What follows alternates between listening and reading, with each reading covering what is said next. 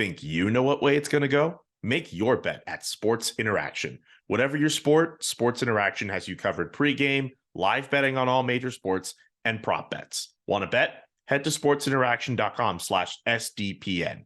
19 and over, please play responsibly. The Seattle Kraken. What is going on with this team? Why are they so good? What's your give me analysis? Well, let's call them the disruptors. I like that because they're the shit disturbers of the NHL this year. And it's pretty evident you get this deep in the season. Like I think it's for real.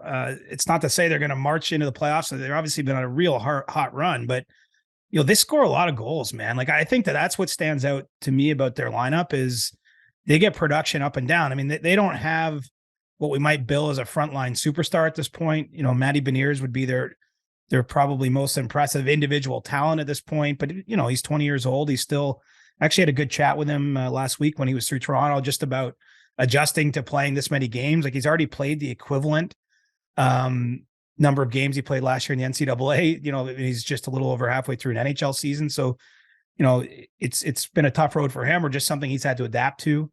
But they're sneaky good and they've been getting some better goaltending, I think, of late too, which really helps. And they just turnstiled the Eastern Conference. I mean, they scored a lot of goals. They've won 7 straight games. And I think that they have some interesting decisions leading up to the trade deadline. Like my understanding of their approach is I don't think they're going to be heavy buyers, even with where they're at. Like, I don't think that they want to derail the larger plan and start trading a bunch of draft picks and things like that, because, obviously just as a second year team, they're still trying to build up their prospect base. But all of a sudden, I think we're looking at them taking one of the Pacific Division spots, which means there's one less for Calgary, Edmonton, LA, teams that were really counting on being there and might still be there, but might need a wild card entry now if Seattle is where they're at. And I think it's a great story, honestly. I mean, this team was nowhere last year, and all of a sudden they're getting everyone's attention. Like last year, we were thinking, wow, they built this team the complete wrong way. We were thinking too much about the Vegas Golden Knights and how their first season went. And we all wondered, well, why didn't they take anything out of that playbook? And now all of a sudden, they look like a playoff team. I love their speed, too. I mean, it's one thing to look at the fact that they don't have a bona fide superstar, but they play well together and they're just quick off the rush. Like they're a really fun team to watch, especially with a guy like Matty Beniers.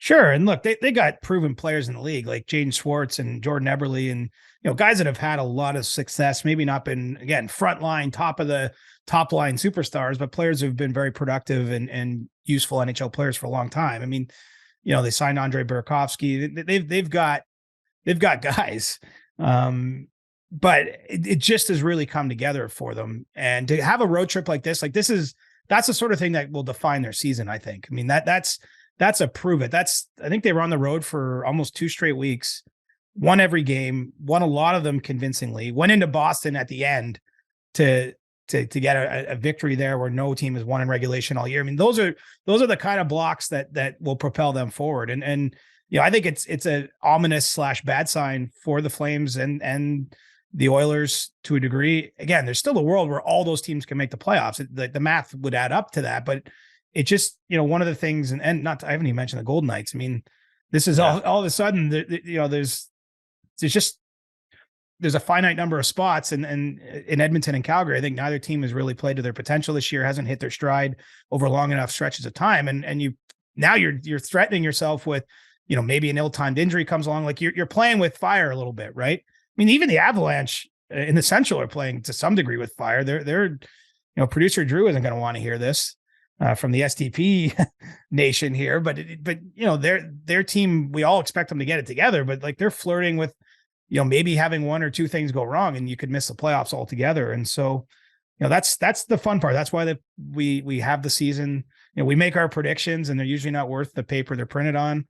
And I don't recall either of us bigging up the Kraken heading into this year. I mean, we've given them some love as it's gone along because they've been pretty strong since the get-go, but this is a punctuation exclamation mark. And now I think there's a certain amount of onus on Ron Francis. I know their scouts are getting together soon, their pro scouts, to plan and chart out their way into the deadline. And now they might have to be thinking at least a little bit differently, even if they don't want to sacrifice. Like, I've heard some people say Bo Horvat Like I don't see them making a big pitch for someone on an expiring deal. That would be a departure from what their plans are. But I guess you have to at least have that thought experiment if you're in their front office or on the scouting staff, because I think making the playoffs has a lot of value for them at this early stage, even if we don't see them necessarily as cup contenders.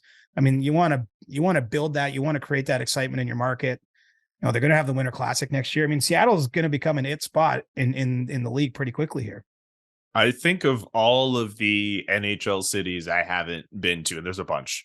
Seattle's like near the top for me now. And it's like right there. Like I hope I'm able to go to a game before the season's over, at least next year or whatever. But like you're absolutely right with the idea that it is an it city right now. Like it's the arena, the team's playing pretty well. Like I imagine the fans too, they've been enjoying it. Like the Kraken and you've mentioned on the previous episode too, they're among one of the higher revenue generators for the league too. Like they're doing pretty well. Well, it's a great sports city, right? Like you look at how the Seahawks get supported, how crazy that stadium is.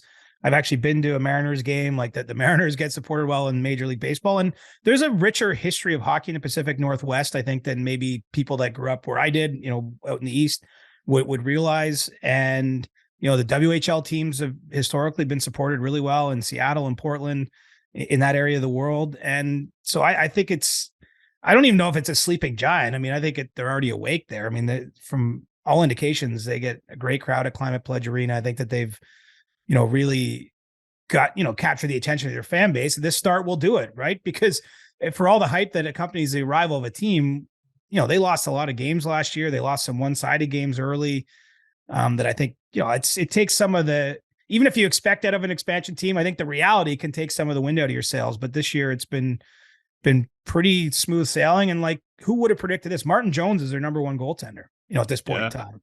I know he's not on the same contract as Grubauer, and Grubauer's had some injuries that have played into this, but Jones is logging most of the starts these days. And, they've gotten a lot of wins, even though maybe his numbers haven't been up there among the best in the league. They've found a way to patch it together. And I think that's great news for them. I want to double back on Bo Horvat in Seattle. That's admittedly something I missed from this week. That's a very interesting trade partner. I mean, you explained it, but the fact that you're saying like that would definitely change Seattle's plans if they were to go after such a player. But like that's interesting that Seattle would get mentioned with Vancouver and all the mess that they've got going on.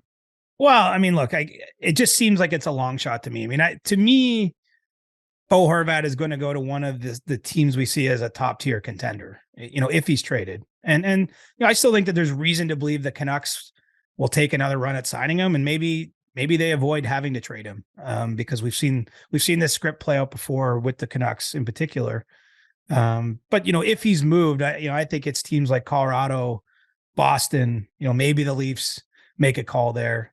I think it's one of the absolute top tier contenders that are making that kind of trade, because let's face it, it's going to be a pretty big return that Vancouver is going to need in order to deal their captain, who's having the best, season production wise of his career.